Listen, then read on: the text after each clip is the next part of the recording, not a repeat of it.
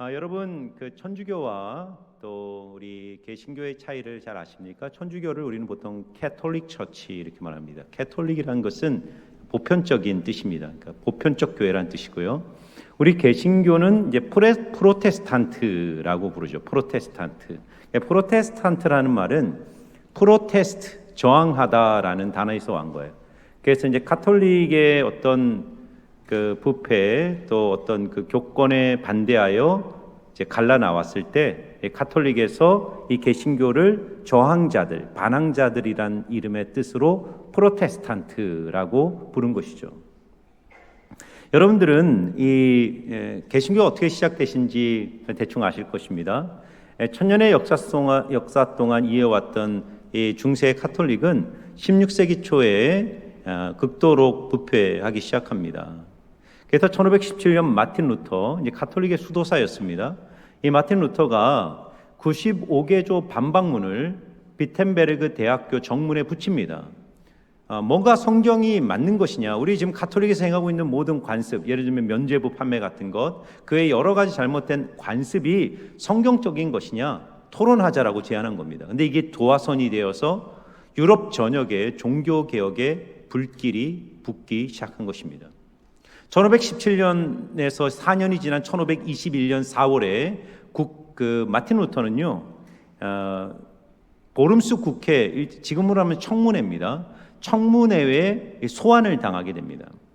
이 그림을 보고 영국의 역사가 있던 토마스 칼라이는 유럽의 역사 속에서 가장 위대한 순간이었다라고 말합니다.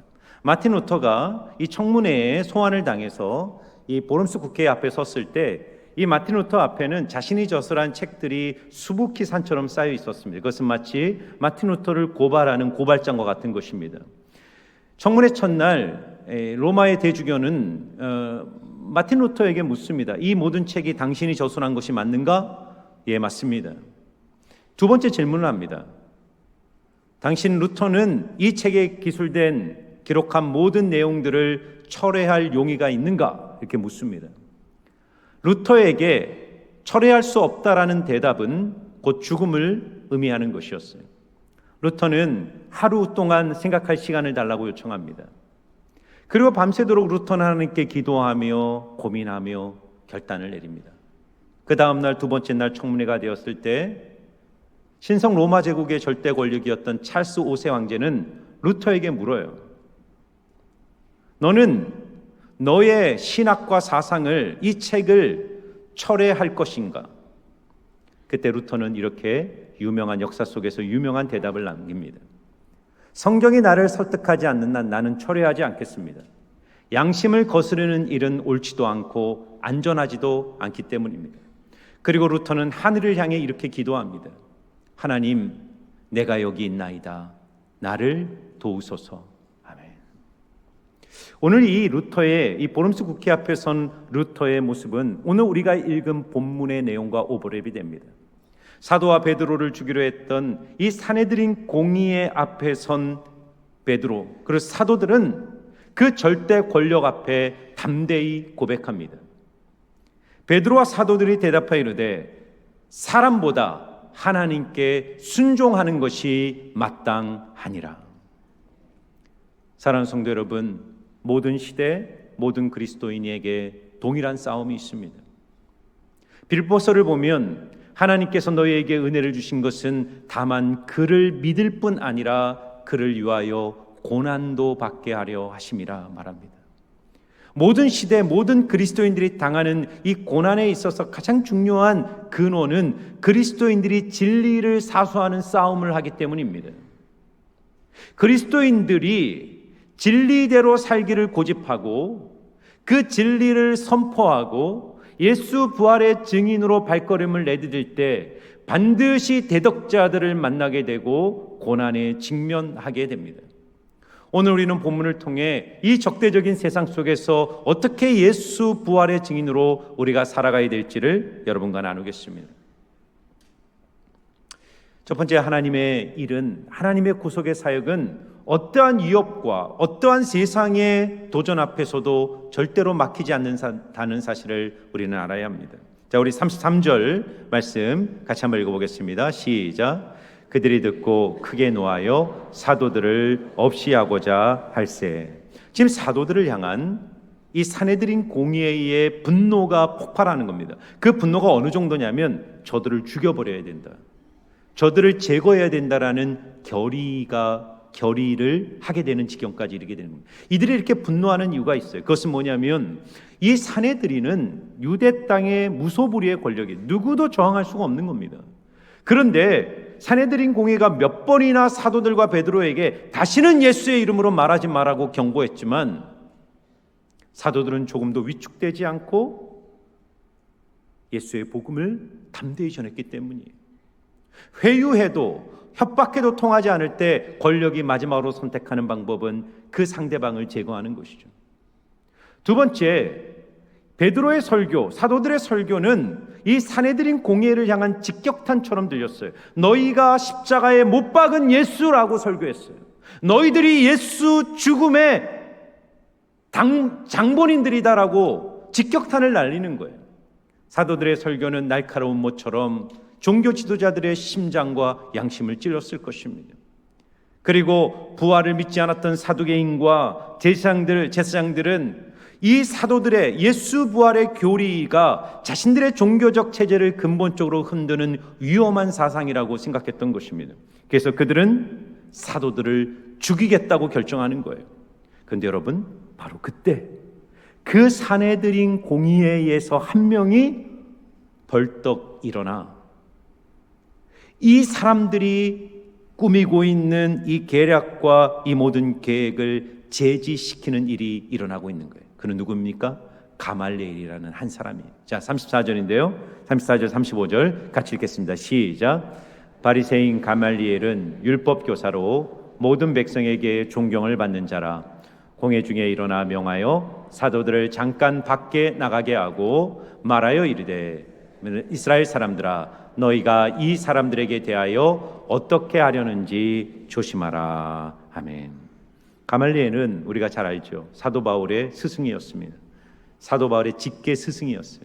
가말리엘은 당시 유대 땅에 가장 존경받는 율법학자였고 최고의 지도자였고 사내들인 공회의 의장이었다라고 역사는 기록하고 있어요. 그는 하나님을 믿지 않았고 예수를 믿지 않았지만 나중에 말년에 기독교로 개종했다라는 기록들이 남아 있습니다. 가말리엘이 일어나서요, 이 사내들인 공회, 이 사도들을 죽이려고 하는 사내들인 공회의 그 계획에 대해서 합리적으로 반박합니다. 그 내용이 38절, 39절입니다. 이제 내가 너에게 말하노니 이 사람들을 상관하지 말고 버려두라. 이 사상과 이 소행이 사람으로부터 났으면 무너질 것이요, 만일 하나님께로부터 났으면 너희가 그들을 무너뜨릴 수 없겠고 도리어 하나님을 대적하는 자가 될까 하노라 하니.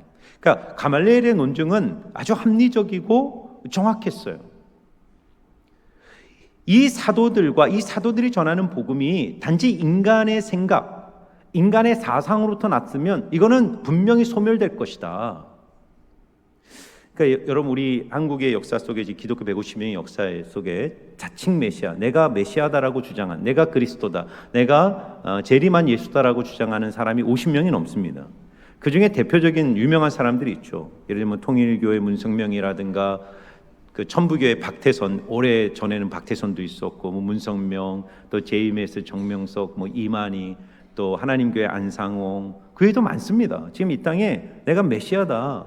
그런데 이 역사 속에서 스스로를 메시아라고 주장했던 이 종교 운동들이 강력하게 일어났지만 그 교주가 죽고 사라지는 순간 그 종교적 영향력들은 소멸되고 무너지는 것을 역사 속에서는 끊임없이 우리가 보게 되는 것이죠. 예수님 당시에도, 예수님 전후로 이 이스라엘 백성들의 가장 큰 열망은 메시아 대림 사상이었어요. 메시아가 오면 우리 개인의 민족, 우리 개인의 삶의 모든 소망, 소원들이 성취될 것이다, 우리를 해방을 얻을 것이다라는 이 메시아 대망 사상이 있었는데, 이 대망 사상을 등에 업고 일어난 자칭 메시아, 가짜 메시아들이 수십 명이었습니다. 그래서 지금 가말리엘은 무슨 얘기를 하냐면, 예를 들어 얘기하는데, 유다와 드다라는 사람을 봐라. 그들이 한때 수백 명, 수천 명의 사람들의 종교적 세력을 일으켜서 들썩들썩 이 팔레스타인을 움직였지만 그들이 죽고 사라졌을 때 그 운동 역시 소멸되지 않았는가? 그러면 같은 논리로 자신을 메시아라고 주장했던 예수, 그는 죽었다. 만일 그 예수가 가짜라면 그를 따르는 이 사도들의 무브먼트, 이 운동도 소멸될 것이다. 그러나 예수가 죽었음에도 불구하고 이 운동이 소멸되지 않는다면 예수는 틀림없이 부활한 메시아이고 우리는 하나님을 대적하는 자가 될 수도 있다라고 경고했던 것입니다. 여러분, 우리가 첫 번째 생각해 볼 것은 이것입니다. 우리가 지난주에 말했던 것처럼요, 세상의 모든 권력, 힘, 이 정사와 권세와 통치자들과 어둠의 수상자들은 힘을 합세하여 복음과 예수를 대적합니다. 그래서 우리 기독교인들은 적대적 세상 속을 살아가는 거예요. 우리가 복음을 드러내고 예수의 제자로서의 정체성을 나타내고 선명한 진리를 지키는 싸움을 할 때 세상은 반드시 그리스도인들을 대적해요. 그런데 우리가 두려워하지 않을 것이 있습니다. 그것은 무엇이냐면 하나님이 당대 최고의 권위자이고 최고의 드러나였던 무신론은 아니죠. 예수를 믿지 않았던 유대의 최고 권위자인 가말리엘을 일으켜서 그 가말리엘을 도구 삼아 하나님의 교회와 복음을 보호하시는 것을 우리는 보게 됩니다. 시대마다 하나님은 그렇게 역사하세요. 예를 들면 구약에 남한국 유다가 586년에 바벨론에 의해 멸망을 당하잖아요. 그때 이스라엘이나 세계는 이 하나님의 백성이라고 자칭했던 이스라엘을 보면서 조롱했어요. 너희가 하나님의 백성이라고? 너희가 하나님의 민족이라고? 너희들은 끝났다. 근데 그때 하나님은요, 페르시아의 초대왕이었던 고레스를 일으키셔요. 고레스를 통해 이스라엘 민족들을 조국으로 귀환시킵니다. 그리고 귀환한 이스라엘 백성들이 무너졌던 하나님의 성전을 재건하고 느헤미야를 통해 성벽을 재건하는 일들이 일어나는 하나님의 역사의 물줄기를 이어가시는 것입니다. 에스더스 땅에 흩어 살던 수많은 유대인들이 하만과 그 하만의 무리의 계략에 의해 하루아침에 전멸당한 위기에 처했을 때 하나님은 누구를 일으키냐면 아하수에로 왕의 마음을 바꿔버렸어요. 그래서 그 아하수에로 왕을 통해서 오히려 하만과 하만의 무리들을 그날 역전시켜 그들을 이 땅에서 진멸시키는 역사를 만들어내시는 것입니다. 오늘도 마찬가지입니다. 세상이 아무리 교회를 핍박하고 세상이 아무리 교회를 위협할지라도 하나님은 이 시대에 가말리엘을 항상 일으키세요. 그것은 사회적 법일 수도 있고 정치인일 수도 있고 또는 도덕적, 양심적 인간의 지혜를 통해 하나님의 나라, 하나님의 교회를 보존하시고 지켜내시는 것입니다. 그러므로 사랑하는 여러분, 세상 속에서 그리스도인으로 살아갈 때 여러분의 삶의 위협과 도전이 있을지라도 두려워하지 말고 담대하게 예수 부활의 증인으로 살아가시기를 주의 이름으로 축원합니다.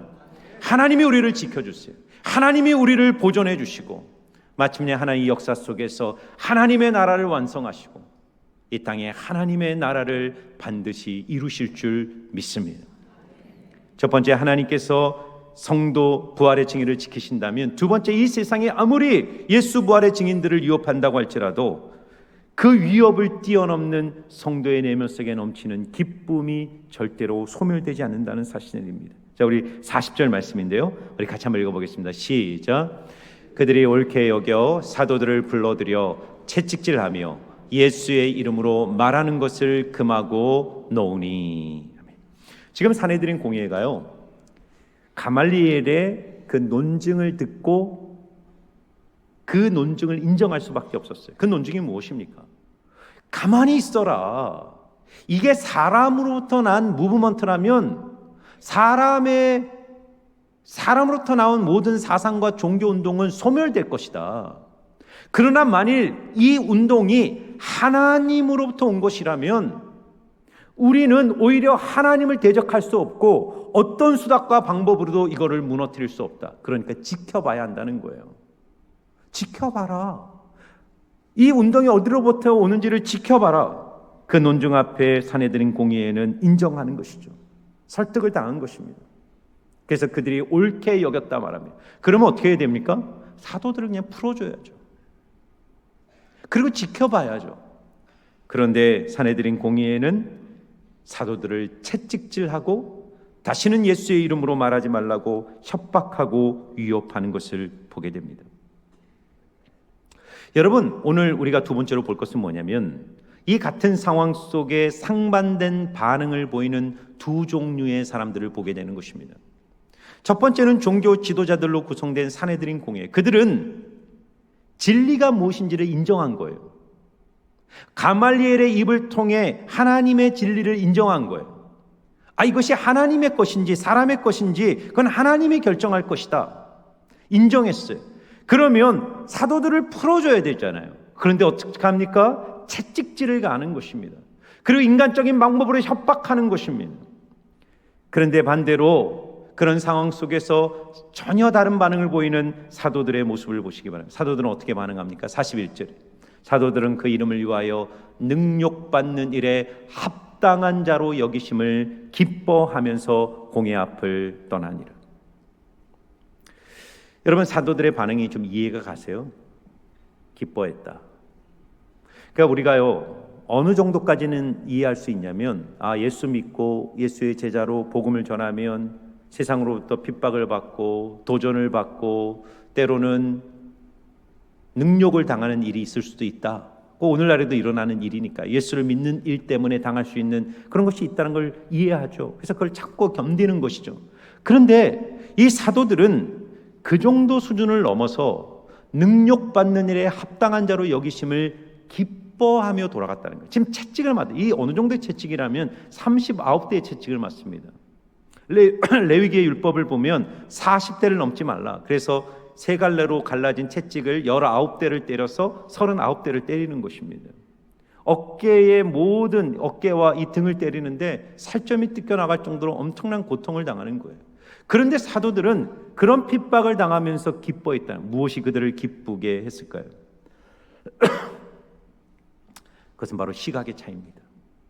저는 여러분 이 41절에서 두 문장을 보게 되는데 능욕받는 일과 합당한 자로 여김이라는 이 두 문장의 의미를 대조해 보게 되었어요. 지금 능욕을 받는다는 건 뭐냐면 세상으로부터 무가치한 존재라고 경멸을 당하는 것입니다.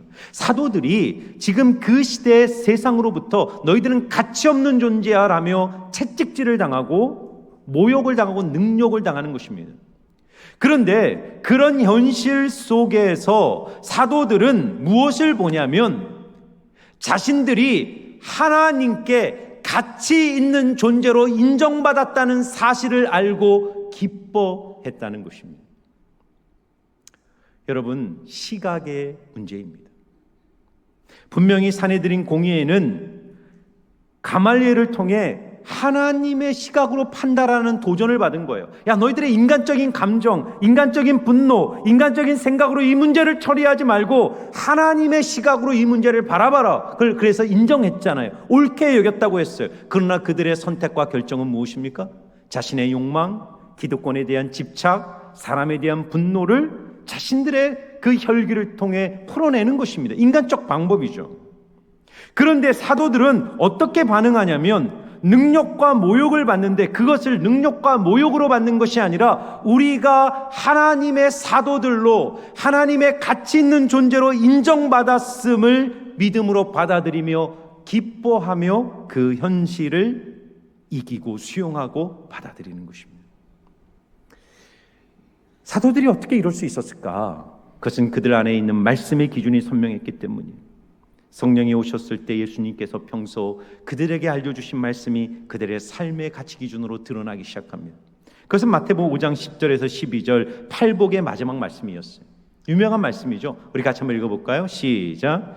의를 위하여 박해를 받는 자는 복이 있나니 천국이 그들의 것임이라. 나로 말미암아 너희를 욕하고 박해하고 거짓으로 너희를 거슬러 모든 악한 말을 할 때에는 너희에게 복이 있나니 기뻐하고 즐거워하라. 아멘. 여러분, 오늘 우리의 삶에 두 가지 선택이 있는 것입니다. 일상의 크고 작은 사건 속에 우리는 매 순간 두 가지 선택 앞에 서는 거예요. 하나는 세상으로부터 가치 있는 자라 인정받기 위해 진리를 포기하고 죄와 내 욕망과 타협하며 걷는 길이 있습니다. 오늘 사내들인 공의회가 걷는 길이에요. 그들은 진리를 들었습니다. 인정했어요. 그러나 그 진리대로 자신의 욕망과 생각들을 포기하는 것이 아니라 타협의 지점 속에서 자기의 욕망을 분출하죠.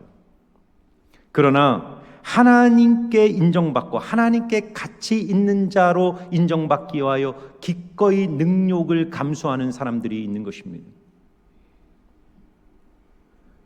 여러분, 이 시대에 우리가 예수 때문에 받는 능력이 있는가를 스스로에게 물어야 돼요. 내가 예수를 믿기 때문에, 내가 예수의 사람 때문에 용서하기로 결정하고, 예수의 사람 때문에 손해보기로 결정하고, 예수의 사람이기 때문에 세상으로 받는 오해와 멸시와 조롱을 분노로 대갚지 않고 사랑과 섬김으로 그 사랑을 사람들에게 드러내고 있는가를 스스로에게 물어야 됩니다. 성경은 그리스도인을 예수님의 순결한 신부라고 말해요. 순결한 신부란 충성, 헌신을 말하는 거예요. 신랑 되신 예수님께 마음을 집중하고 그분께 마음을 드리며 그분의 말씀을 전심으로 받아 재림하실 신랑 되신 예수님이 오실 때까지 순결한 신부로 이 좁은 길 십자가의 길을 걷는 것입니다. 그런데 참 재미있는 글을 보았어요. 성경은 그리스도인을 예수의 순결한 신부라고 말하는데 어떤 목사님은 약간 농담이겠죠. 이 시대의 많은 그리스도인은 그리스도와 은밀한 내용 관계를 즐기는 사람으로 살고 싶어 한다라고 말합니다. 내용 관계가 뭡니까? 상대방에 대한 충성, 헌신 그런 거 없습니다. 자기의 이기적인 욕망, 쾌락, 만족을 위해 그 관계를 이용하는 것이죠. 예수를 믿지만 예수에 대한 충성, 예수의 말씀에 대한 온전한 헌신이 없습니다.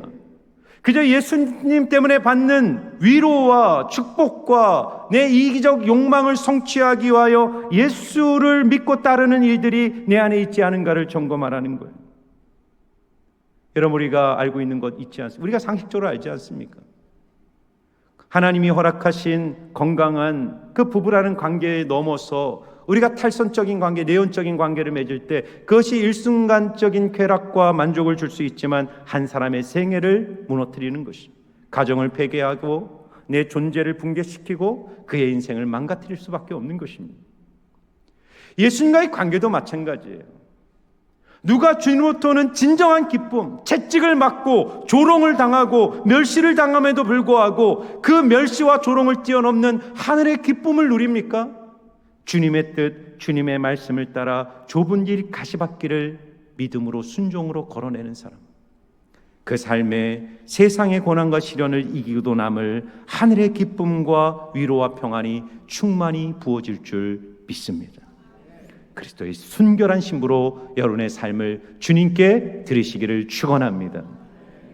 그래서 오늘 결론이 42절이에요. 42절 같이 한번 읽어보겠습니다. 시작. 그들이 날마다 성전에 있든지 집에 있든지 예수는 그리스도라고 가르치기와 전도하기를 그치지 아니하니라. 아멘. 여러분, 이 42절 말씀은 우리 그리스도인의 인생과 사명을 아주 한 문장으로 가장 압축적으로 묘사한 거예요. 그리스도인의 정체성이 뭐냐? 그리스도인이 이 세상에 왜 존재하느냐? 우리가 해야 될 가장 중요한 인생의 사명이 뭐냐? 우리는 예수의 증인이며 우리는 날마다 성전에 있든지 집에 있든지 예수가 그리스도이심을 세상에 우리의 삶을 통해 우리 입술로 증언하며 살도록 부름받은 것입니다. 날마다요, 날마다. 주일만, 전도 축제만 있을 때가 아니라 매일이라는 내 삶의 일상 속에서 나를 통해 예수 그리스도의 이름이 세상에 증거되어야 된다는 거예요. 장소를 분분하라는 겁니다. 성전에 있든지 집에 있든지. 성전이라는 것은 교회를 말하는 게 아니라 유대 사회에서 성전은 공적 장소를 말하는 거예요. 솔로몬 행각에 사도의 사람들이 모여 거기서 하나님의 일을 선포했던 것처럼 이 성전이라는 것은 유대인들이 모였던 공개적 장소, 공적 장소를 말하는 것입니다. 나의 직장, 나의 삶의 터전, 내 일상의 자리 속에서 기회가 되는 대로 때를 얻든지 못 얻든지 무엇을 전합니까? 예수가 그리스도라는 사실을 선포하라는 거예요. 여러분, 기독교 복음은 예수 천당 불신 주옥이 아니에요. 그것은 기독교 복음의 최종적 결론이고 그것은 기독교 복음을 우리에게 주는 한 단면이죠. 그러나 우리가 세상에 전해야 될 기독교 복음의 본질은 예수가 그리스도라는 거예요. 예수가 그리스도다. 한번 따라해 보세요. 예수가 그리스도입니다. 이 고백을 달고 살라는 거예요. 여러분, 예수가 그리스도라는 말의 의미가 뭘까요? 여러분, 이 지금 사도들이 살던 이 시대는 두 부류의 사람이 있어요. 유대인 그리고 로마인이죠. 유대인들의 소망은 뭐냐면 메시아에 대한 소망. 아까도 얘기했지만 유대인들은 수백 년 동안 메시아가 오면 게임 끝. 내 개인의 삶이든 우리 민족, 이 역사, 이 세계 우주의 모든 우리의 갈망과 소원이 메시아의 재림을 통해 완결된다라고 믿었어요. 그래서 그들은요 끊임없이 메시아를 기다렸고 메시아를 소망하고 메시아를 갈망했어요. 반면에 로마인들은 무엇을 기대했을까요? 팍스 로마나.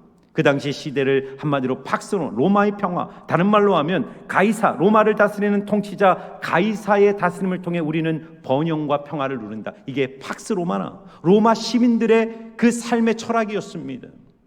그들은 황제가 우리에게 번영을 주고 황제가 우리에게 안정과 번영과 평안을 준다라고 믿었던 것입니다. 그런 시대 속에서 이 예수를 믿는 그리스도인들이 무엇을 외쳤다고요?